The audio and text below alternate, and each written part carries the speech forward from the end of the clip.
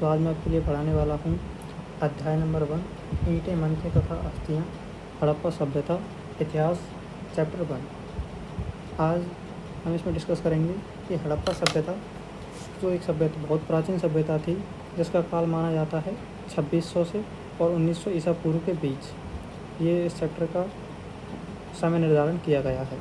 इसके अंदर हड़प्पा सभ्यता सिंधु घाटी सभ्यता की सबसे विशिष्ट पुरावस्तु हड़प्पाई मोहर है, जो कि विशिष्ट पुरावस्तु है हड़प्पा सभ्यता की। सेलखड़ी नामक पत्थर से बनाई गई है। इन हड़प्पाई मोहर सेलखड़ी नामक पत्थर से बनाई गई है। मोहरों पर सामान्य रूप से जानवरों के चित्र ऐसी लिपि में चिन्ह उत्कीर्णित होते हैं जिन्हें अभी तक पढ़ा नहीं जा सकता है। ये आप देख रहे हैं, ये एक हड़प्पाई मोहर है। इसके ऊपर एक जानवर बना हुआ है और कुछ चिन्ह बने हुए हैं। इन चिन्हों को अभी तक पढ़ा नहीं गया है, तो ये चिन्ह अभी तक पढ़े नहीं जा सके। ये डिसाइफर्ड नहीं है, ये लिपि डिसाइफर्ड नहीं है। फिर भी हमें एक इस लोगों के जीवन के विषय में उनके द्वारा पूछे छोड़े गई पुरावस्तुओं जैसे अनेक आवासों, मृदभाड़ों, आभूषणों, औजारों तथा मोहरों, दूसरे शब्दों में पुरातात्विक साक्ष्यों के माध्यम से बहुत जानकारी मिलती है। अब हम देखेंगे कि हड़प्पा सभ्यता के विषय में क्या और कैसे जानते हैं। हम यह अन्वेषण करेंगे कि पुरातात्विक साक्ष्यों की व्याख्या कैसे की जाती है, और इन साक्ष्यों और इन व्याख्याओं में कैसे कभी कभी बदलाव आ जाता है। निश्चित रूप से इस सभ्यता के कई पहलू आज भी हमारी संस्कृति से परे हैं और हो सकता है हमेशा ही रहें। इस पैराग्राफ के अंदर से आपको दो बातें मेनली याद रखनी है। एक तो हड़प्पाई मोहर किस पत्थर से बनी है, वह सेलखड़ी नामक पत्थर से, और दूसरी ये लिपि अभी तक पढ़ी नहीं गई है। हड़प्पाई लिपि के ऊपर जो चिन्ह बनाए गए हैं ये अभी तक पढ़ी नहीं गई है। ये आपको एक बात सबसे महत्वपूर्ण है इसके अंदर से, ये हमेशा MCQ के अंदर पूछा जाता है, तो इसे आप हमेशा याद रखें। अब आगे चलते हैं। आगे हड़प्पा सभ्यता का जो समय निर्धारण किया गया है वह किया गया है। इसका काल निर्धारण लगभग 2600 से 1900 ईसा पूर्व के बीच किया गया है। इस सभ्यता में अब इस पैराग्राफ को पढ़ लीजिएगा। इसके अंदर से बहुत ज़्यादा क्वेश्चंस नहीं आते हैं, लेकिन ये जो ब्लू बॉक्स होते हैं इनके अंदर आप एक बार पढ़ लें अपने हिसाब से। अब नेक्स्ट चलते हैं आगे। तो ये मैप है, इस मैप को आप ध्यान से देखें। इसके अंदर जो मेजर साइट्स आपसे पूछी जाती हैं उनके अंदर है मोहनजोदड़ो, ये मेन है, चनुदालो, धौलावीरा, नागेश्वर, लोथल और सिंध, हड़प्पा, कालीबंगा, राखीगढ़ी।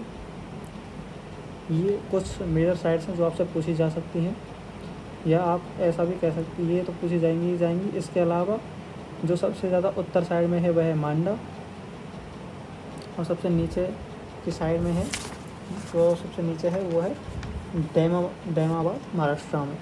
इधर की साइड में कहीं है दैमाबाद महाराष्ट्र यहाँ पे है।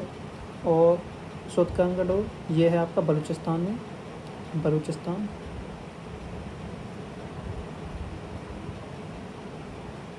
आपसे लिख लीजिए बलूचिस्तान में। सौरतुगई है आपका, सौरतुगई यहाँ पे है कहीं, सौरतुगई आपका अफ़गानिस्तान में है, यहाँ पे अफ़गानिस्तान में सौरतुगई है। तो ये कुछ साइट्स हैं जो आपको हमेशा याद रखने चाहिए, तो पेपर में कभी कभी पूछी जा सकती हैं। इसके अंदर से ज़्यादा मेन तो मोहनजोदड़ो, सिंध, हड़प्पा, बनावली, कालीबंगा और धौलावीरा, ये इनमें से कुछ एक साइट आपसे पूछी जाएगी। तो इसके आगे चलते हैं। इसके आगे चलने पहले आप ये देख लीजिए।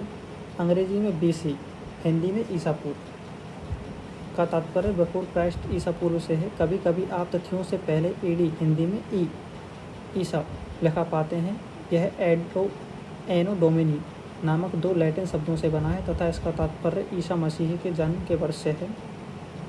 आजकल AD की जगह CE तथा BC की जगह BCE का प्रयोग होता है। CE अक्षरों का प्रयोग कॉमन एरा तथा BCE अक्षरों का प्रयोग बिफोर कॉमन एरा के लिए होता है। हम इन शब्दों का प्रयोग इसलिए करते हैं क्योंकि विश्व के अधिकांश देशों में अब कॉमन एरा का प्रयोग सामान्य हो गया है। कभी कभी अंग्रेजी के VP अक्षरों का प्रयोग, जिसका तात्पर्य बिफोर प्रेजेंट है। इस पुस्तक में हमने BCE के लिए ईसा पूर्व CE के लिए ई तथा BP के लिए वर्तमान से पहले शब्दों का प्रयोग किया है। तो ये बातें आपको ध्यान रखनी है। BC को क्या बोलते हैं और बिफोर क्राइस्ट, और CE को क्या बोलते हैं और AD को बोलते हैं एरो डोमिनी। इसके नीचे चलते हैं। तो ये कुछ काम की बातें हैं नहीं, आरंभिक तथा हड़प्पा शब्द, इनको आप याद मत करिएगा, एक बार देख लीजिएगा बस। इसके आगे हम चलते हैं आरंभ में।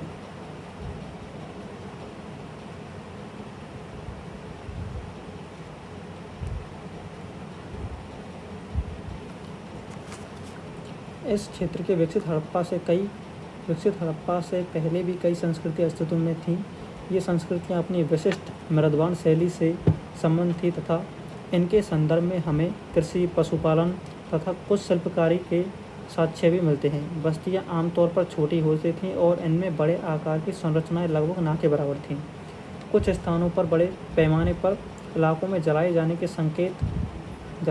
के संकेतों से तथा कुछ अन्य स्थलों के त्याग दिए जाने से ऐसा प्रतीत होता है कि आरंभिक हड़प्पा और हड़प्पा सभ्यता के बीच क्रमभंग था। तो इस पैराग्राफ को पढ़ने से पता चलता है कि आरंभिक हड़प्पा तथा हड़प्पा सभ्यता के बीच क्रमभंग था। निर्वाह के तरीकों में आपने मानचित्रों 1 व 2 में देखा होगा कि विकसित हड़प्पा संस्कृति कुछ ऐसे स्थानों पर पनपी जहां पहले आरंभिक हड़प्पा संस्कृतियां अस्तित्व में थीं। इन संस्कृतियों में कई तत्व जिनमें निर्वाह के तरीके शामिल हैं समान थे। हड़प्पा सभ्यता में निवासी कई प्रकार के पेड़ पौधों से प्राप्त उत्पाद और जानवरों जिनमें मछली भी शामिल है से भोजन प्राप्त करते थे। तो इसके अंदर एक मेन बात है कि यहाँ के जो लोग थे पीपल्स, वो कैसे थे, वेजिटेरियन प्लस नॉन वेजिटेरियन। वो दोनों तरीक़े का शाकाहारी एवं मांसाहारी दोनों तरीक़े का भोजन खाते थे।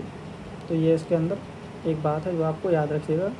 जिनमें मछली, हड़प्पा सभ्यता के निवासी कई प्रकार के पेड़ पौधों, प्राप्त उत्पाद, जानवरों जिनमें मछली भी शामिल है से प्राप्त भोजन करते थे।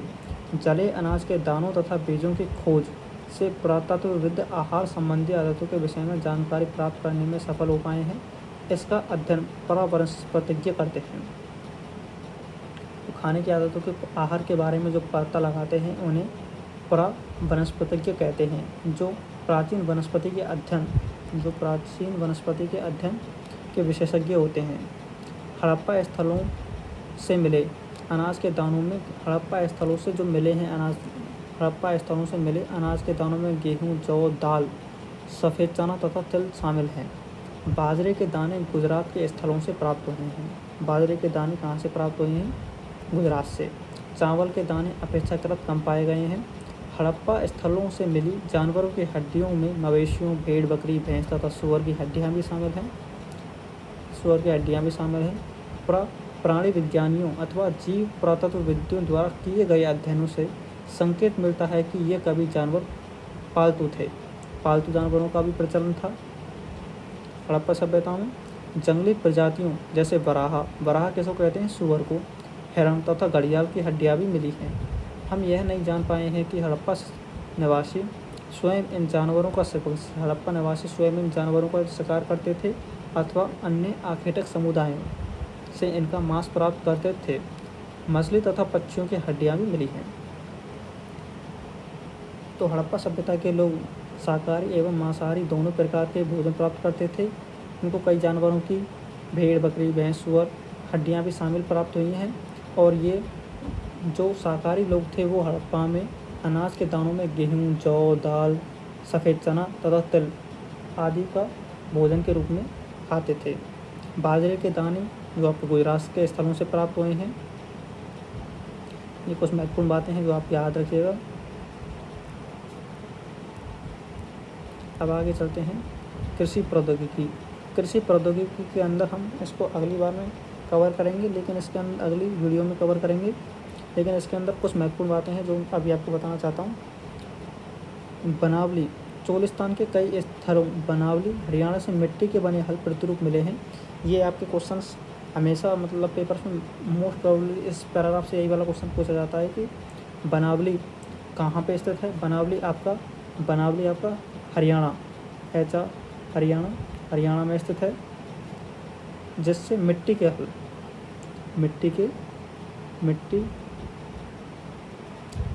हल प्राप्त हुए हैं। मिट्टी के बने हल प्राप्त होता है।